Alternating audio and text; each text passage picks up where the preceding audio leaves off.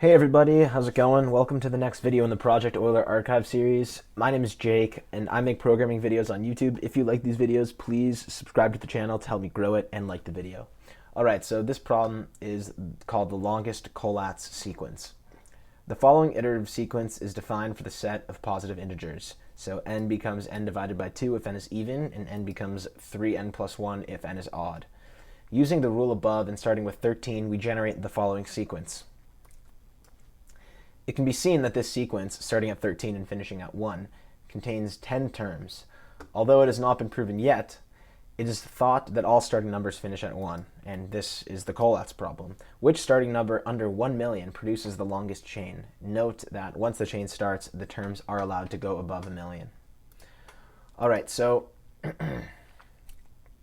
yeah, this is one of those classic Project Euler problems where you just got to do it. You just got to implement what they're talking about and see what the answer is. But there will be an optimization that I believe we will be able to make. But first of all, we just need to figure out how long is the chain of the Collats sequence starting at any given number. So we got to make a function. Let's call it col takes an n. So I want this function to, if it took in 13, I would want it to return 10. I want it to return the length of the chain. So I'm going to do this using recursion. So, first of all, in the most base case where n equals 1, we just return 1 because the length of the chain starting at 1 is 1, of course. Then what I'm going to do is just implement what they're showing here, if n is even, if n is odd. So if n mod 2 equals 0, then we're going to have to, I'll deal with that later, but if n mod 2 equals 0, okay. If n mod 2 equals 0, what do we have to do? Well, we have to figure out the Collats the length of the Collats sequence at n divided by 2. I'm just going to actually use integer division here to just keep it as an integer, but we'll have to do col n divided by 2. But what we'll do is we'll return 1 plus col n divided by 2. And I'll explain why. Also, for this case, we would return 1 plus col of 3 times n plus 1. Okay, now what I'm going to do is just walk you through what that would look like for example, 5. So let's say we wanted to see what happens when we plug in col of 5. Well, col of 5, what will happen? 5 is not 1, so we would move on. It's not divisible by 2, so else it would return 1 plus col of 3 times n plus 1. So col at 5 is going to return 1 plus col of 16. Okay? What's that going to do? Well, 1 plus col of 16 is 1 plus col of 16, which is, if we follow this, 16 falls into this return statement, because 16 is divisible by 2, it will return 1 plus col of 8. So it will return 1 plus col of 8. Okay?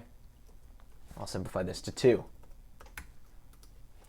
Then this will return 2 plus col of 8, which is 1 plus col of 4. And hopefully you see what's starting to happen here, but what's going to happen eventually is we'll get this down to 1, and it will return 1. And then the whole thing, col of 5, will be 6. So that's right, there's 5, 16, 8, 4, 2, and 1. So this is how this works. Okay, now since we know that we're going to have to figure this out for all numbers under 1 million, we can keep track of the ones you already seen in a cache. So I'm going to make this list. It's going to just be values of 0 times 1 million. And we'll check for it in the function. So if cache at n is not 0, meaning we've seen it before, we just return cache at n. So like, for example, you could imagine as we're doing this from 1 to 1 million, we'll calculate col of 5. Then we'll note that down in the cache. We'll say col 5 equals 6. And then at some point, we'll have to figure out col of 10. Well, what's going to happen with col of 10 is we'll get col 10, and that will return 1 plus col of 5. Then, when we call col of 5, we'll see that cache of 5 is 6. It's not 0. And then we'll return 6.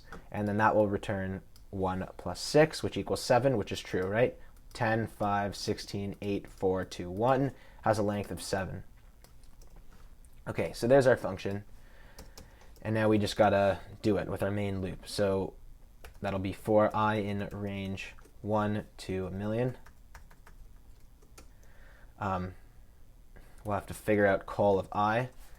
Now, if col at I, no, First, what we'll do is we'll say cache at I equals call at I. So that's how we'll set our cache. Every time we increment I by 1, we keep track of it in our cache. Okay, and then if, so I'll have a variable largest to keep track of the largest sequence.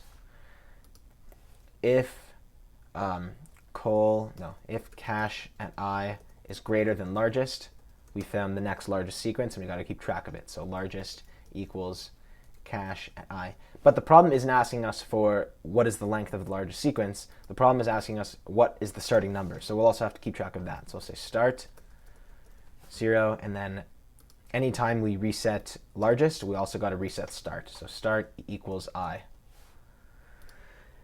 Okay, and then after this is all done, we print start, and that is it. That is the answer. So let's see how many errors we got.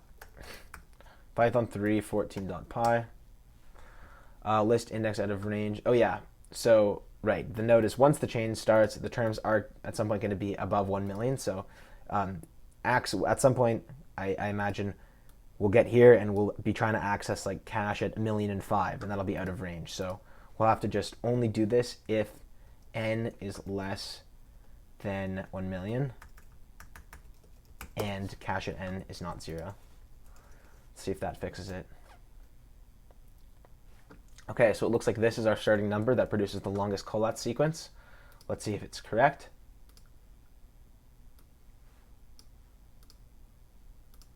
Whoa. Weird. Hey, we got it right. Congratulations, the answer you gave to problem 14 is correct. I'll see you in the next video.